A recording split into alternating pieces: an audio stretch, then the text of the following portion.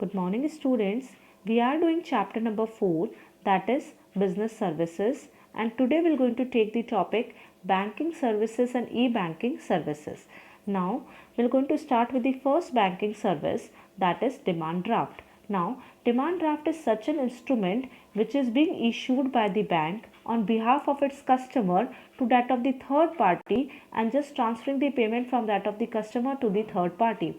The customer has to deposit the required amount to that of the bank along with that of the full details of the third party. The bank on behalf of the customer will just make a draft and just issue it to that of the third party. The bank may charge the commission for this purpose also. Coming to the next one, that is pay order. There is a slight difference between demand draft and pay order. Pay order is the same as that of the demand draft, but it will be payable within a same town or a city, but demand draft can be payable all over India. Coming to the third one, that is RTGS, that is real time gross settlement. Now in real time gross settlement, the amount is being transferred which is having a high value of rupees 2 lakh or more. Okay, now next one is the amount is transferred on a real time and on a gross basis. What do you mean by real time? As and when the bank receives the instructions, the payments are being done. Gross basis, one to one after the another the transaction is settled. So here, whenever there is high value transactions or high amount of money is to be transferred from one person to another, where the value exceeds rupees 2 lakh or more, at that time RTGS is being used and the transactions are settled as and when the instructions are received and one after the another. That is why it is known as RTGS. Okay, this is totally being controlled and regulated by RBI. Next one is your NEFT, that is National Electronic Fund Transfer. Okay, it is a kind of mode of payment in which the money is being transferred from one bank to another, provided it will take around 24 hours to just getting the payment or getting the credit of that particular amount in that of the another account. Okay, now coming to the next one, that is overdraft. Okay, so whenever a customer is having a good credit worthy position, at that time bank allows him to overdraft. At that time he can withdraw more than the amount which is being there lying in the account of that particular customer. Okay, now bank charges the commission for overdrawing the account. At the same time, this facility is provided only where the customer has opened current account with that of the bank.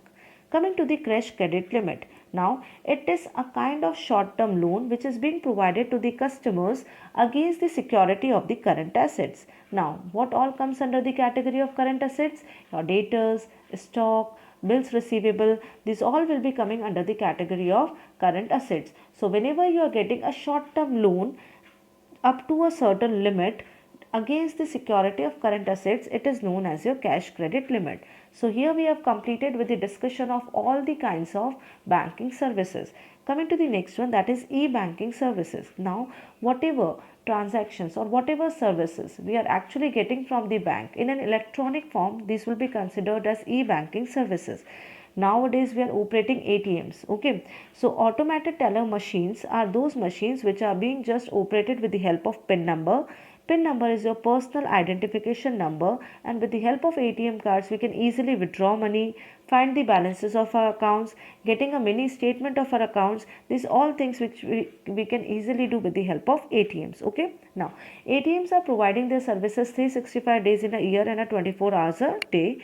Debit card, second kind, debit card. Now debit cards and credit cards are also known as plastic money, and in case of debit card, a card holder can make the payment for any of the shoppings and stores without physical exchange of money, and payment is automatically transferred from that of the customer's account to that of the seller's account, but payment can be made only up to the amount which is lying in that of the account of card holder.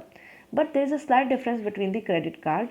Now in case of credit card, what happens, you can just do the shoppings from any of the stores and any of the say shop, but the thing is that you can just shop more than what is being lying as an amount in your account, and you can make the payment of that particular amount within 45 days of that CC limit. Okay, now issue of credit card and the limit up to which you can use your credit card depends upon the credit worthy position of the customer, and at the same time if you just fail to make the credit card payment within the period of 45 days, as that time bank charges the late penalty also for that particular purpose. Okay, now coming to the next one, that is internet banking. Okay, we can electronically transfer the money from one bank to that of the another bank account. It facilitates the quick payment. Okay, so internet banking all comes under the category of say phone pay, Google Pay, mobile pay. These all will be coming under the case of internet banking.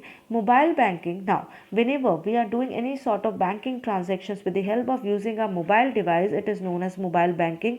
Getting bank account information, instantly paying with the help of Paytm, this will all be coming under the case of mobile banking.